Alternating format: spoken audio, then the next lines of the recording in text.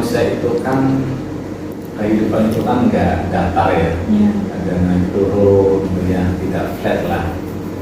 Nah, apakah dulu itu pernah mengalami fase itu juga naik turun, masalah hati, perasaan, kondisi yang tidak stabil sampai akhirnya dulu itu merasakan titik yang down kelam yang membuat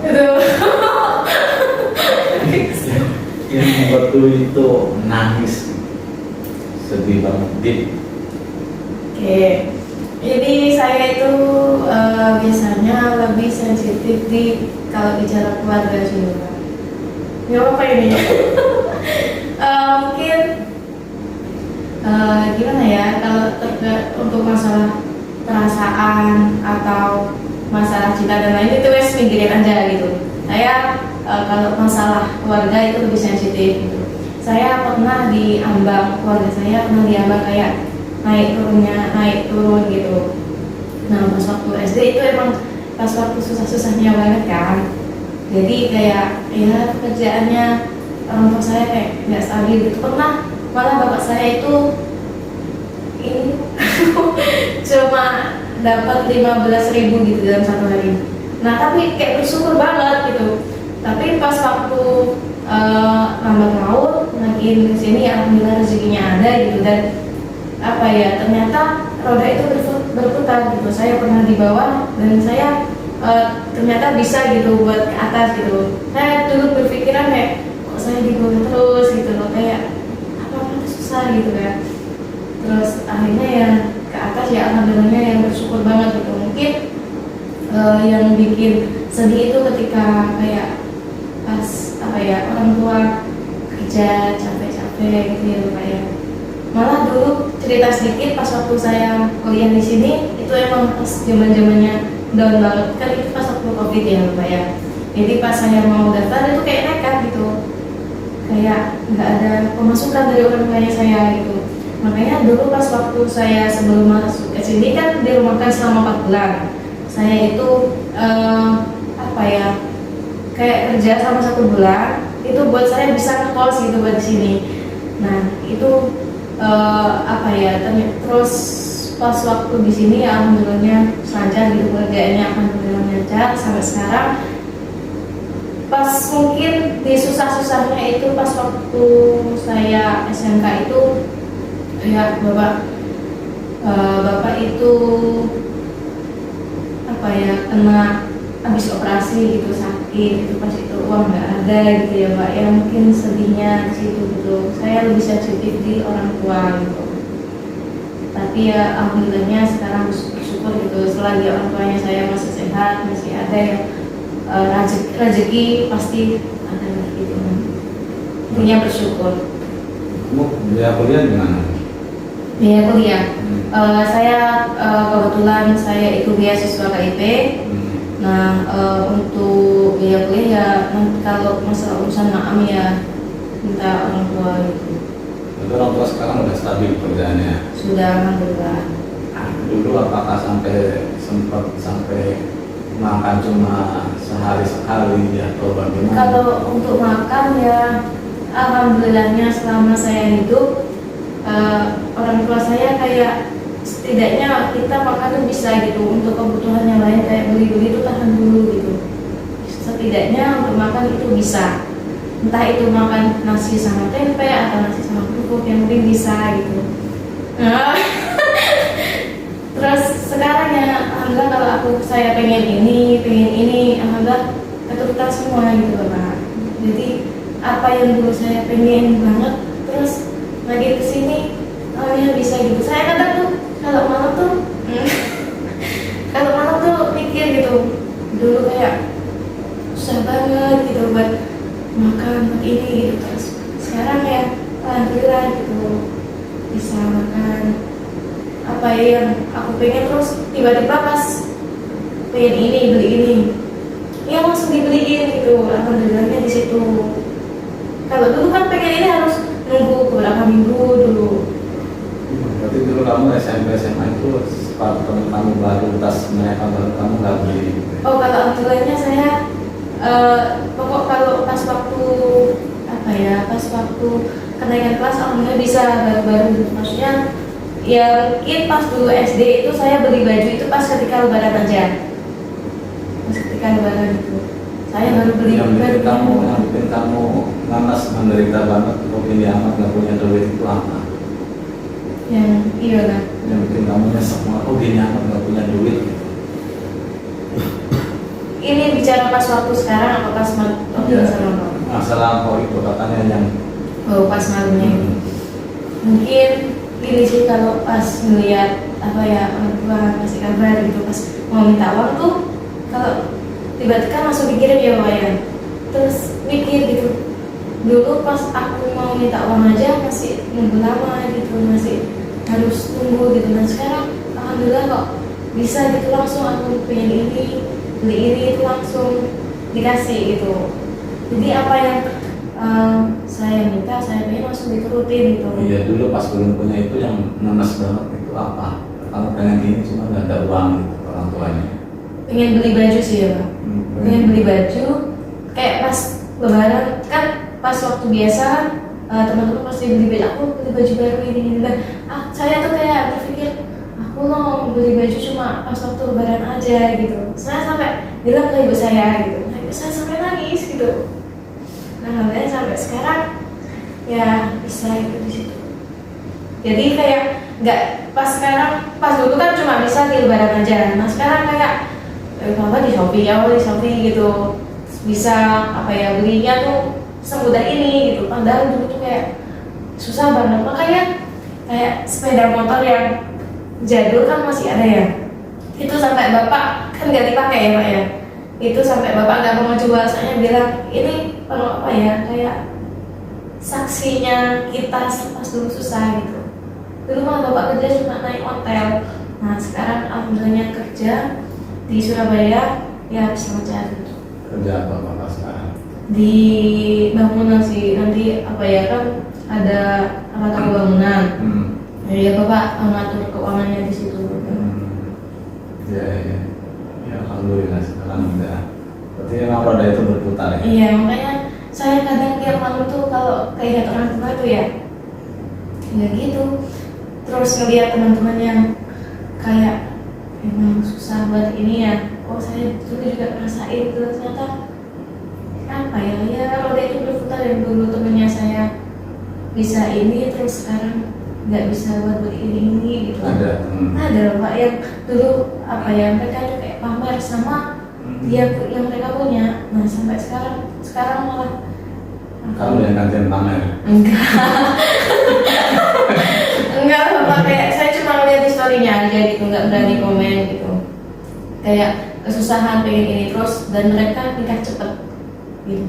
Mereka buat menanggulangi itu malah nikah cepet gitu. Buat apa ya, saya mau belajar kehidupan teman saya sih. Gini pas dulu waktu SMP itu saya punya teman ini baru pindahan dari Gresik ya Bapak. Nah dari Gresik di Gresik dia itu kehidupannya tuh berada di atas, kayak apa-apa dia punya, mobil punya gitu. Nah terus pas balik di Bojonegoro di daerahnya tuh ternyata dia tuh bangkrut. Bangkrut ya, orang tuanya kayaknya bangkrut. Terus pas di Bojonegoro tuh nggak punya apa-apa, kayak hidupnya numpang gitu, terus mau makan itu susah gitu. Terus sekarang itu wis nikah, soalnya ya apa ya, biar mungkin dia nggak bisa hidup kalau tanpa kemewahan gitu. Jadi dia masih gaya hidupnya itu apa ya, lebih dipentingin pakaian daripada mereka bisa makan.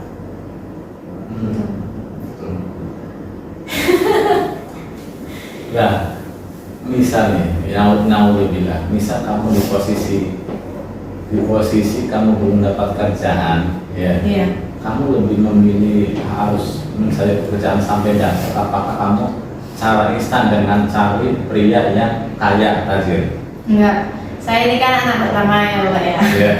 Dan orang ibuku pernah bilang kalau jangan cepet-cepet buat nikah. Kan emang kadang mindset orang tua ada yang mau anaknya cepet nikah, ada yang enggak kan. Nah kebetulan ini saya anak pertama juga mindset saya ini jangan nikah sih gitu loh. Saya ini anak pertama gitu loh, saya membuka jalan buat adik saya.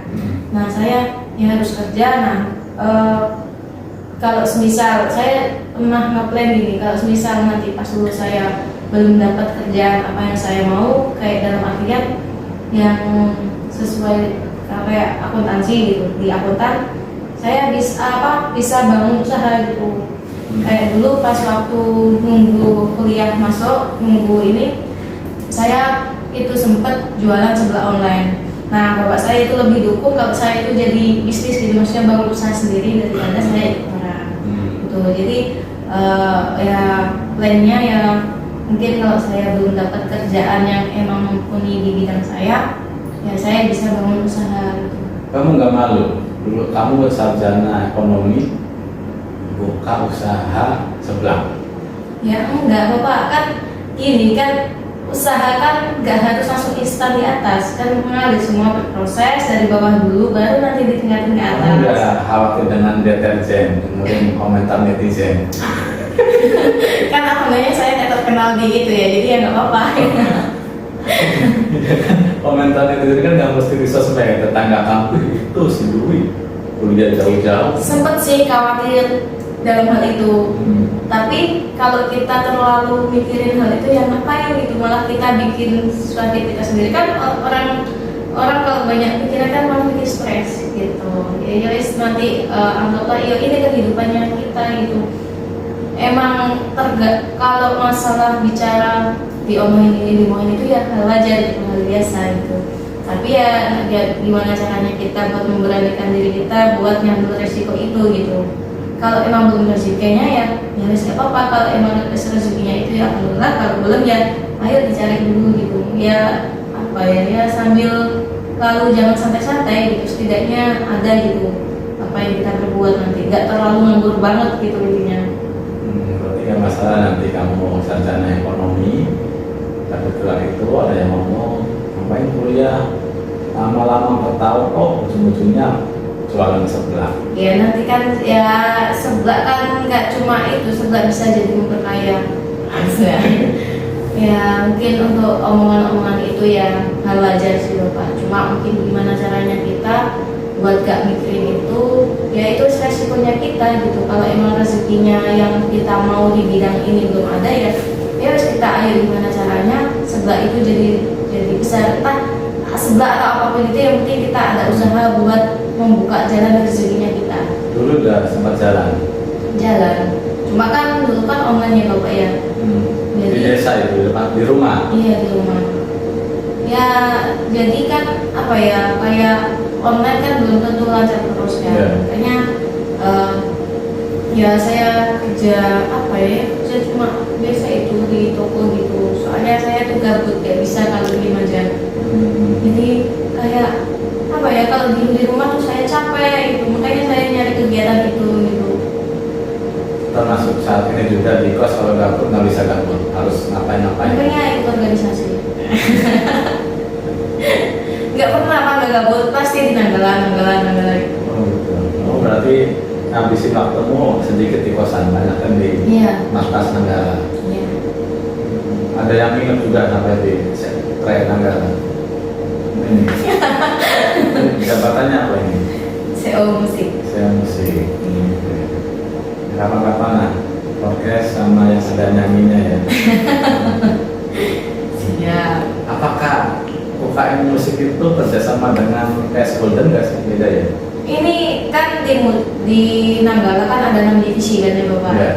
Nah ada divisi tari, seni rupa, musik, sinema, teater, sama sastra. Nah kemudian kebetulan ini musiknya itu lebih musik Uldaun ya, di Uldaun.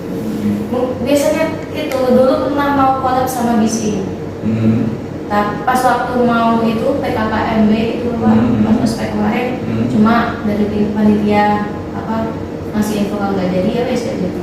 Ini sudah Sabtu Minggu diundang apa ini? Memang Nanggala menampilkan apa ini? Nggak ada ya. Nggak ada. Tapi kalau dulu pas sebelum COVID tuh selalu Nanggala yang diundang. Tapi setelah COVID nggak ada undangan sama sekali. Ya yang jemput bola kayak Nanggalanya. Jemput bola. Ya.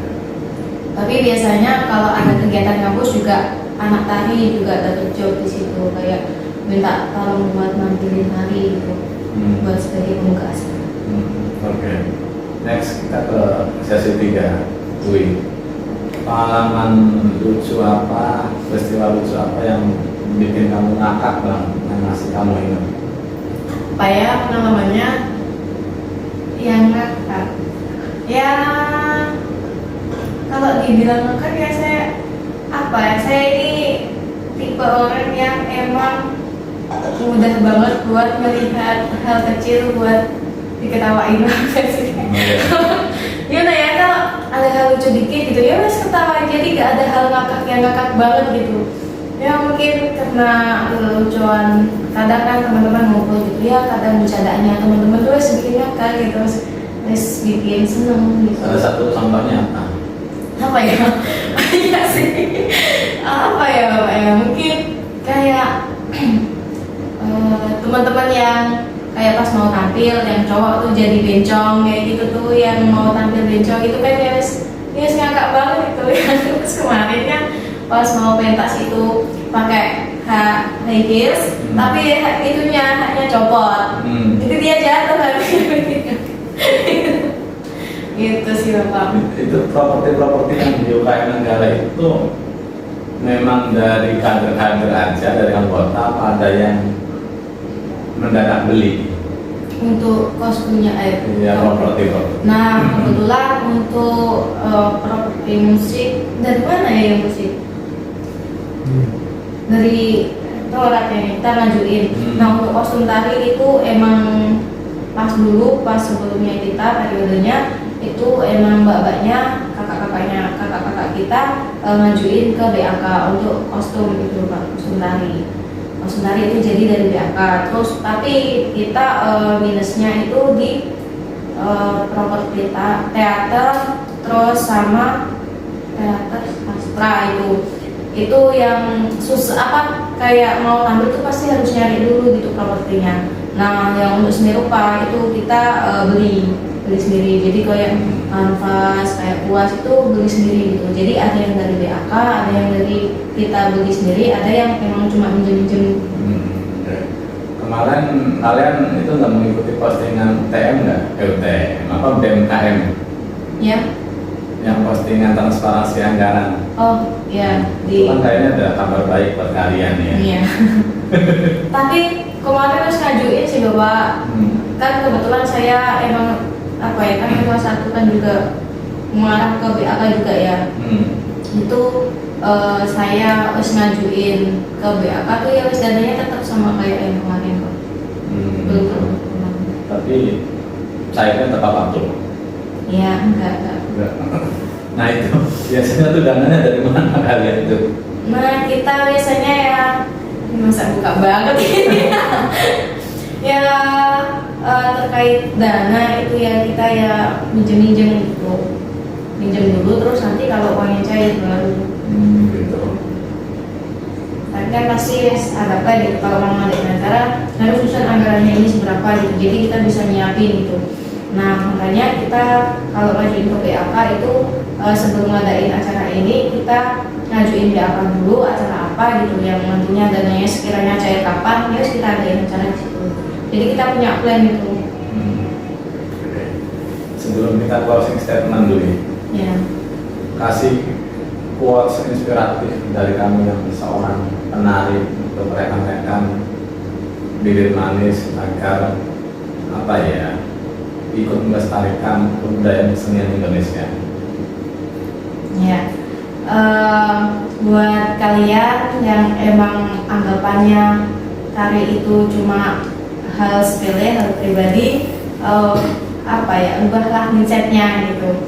Karena seorang penari itu gak cuma menari aja, tapi menumbuhkan, terus menciptakan, melestarikan budaya tradisi yang ada di daerahnya kita masing-masing. Itu aja sih. Menumbuhkan, menciptakan, melestarikan budaya kita masing-masing. Luar biasa dulu. Kita ke closing statement dulu. Siap. siapa pemilik bibir manis menurut Dwi? Menurut saya, pemilik bibir manis menurut saya adalah istri saya. Karena dari bibirnya lah keluar doa-doa terbaik untuk saya. Nah, kalau persepsi ya Dwi, ya siapa pemilik bibir manis menurut Dwi? Kalau dari saya, karena saya seorang anak ya, pemilik bibir manis yaitu orang tua saya. Karena kalau orang tua saya bicara pengennya ini, harapannya mereka ini, apa yang mereka keluarkan itulah doa bagi kita, bagi seorang anaknya gitu. Makanya orang tua pasti harusnya bicara yang baik-baik gitu.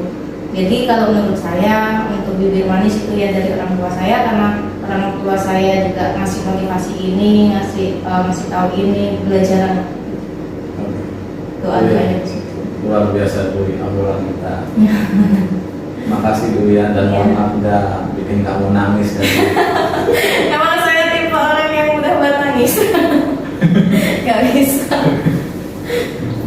saya ini sering bikin cewek nangis di podcast saya dulu. Saya merasa bersalah ya. Oke, makasih Dwi. Insya Allah sukses terus buat kekayaan galaknya. Tetap semangat untuk menyebar pelestarian kebudayaan dan kesenian Indonesia. Itu dulu teman-teman podcast Bibir Manis. Insya Allah di lain kesempatan kita bisa jumpa lagi dengan narasumber yang inspiratif lainnya. Jangan lupa like, comment, share, dan subscribe YouTube channel saya. Terima kasih. Wassalamualaikum warahmatullahi wabarakatuh. Assalamualaikum.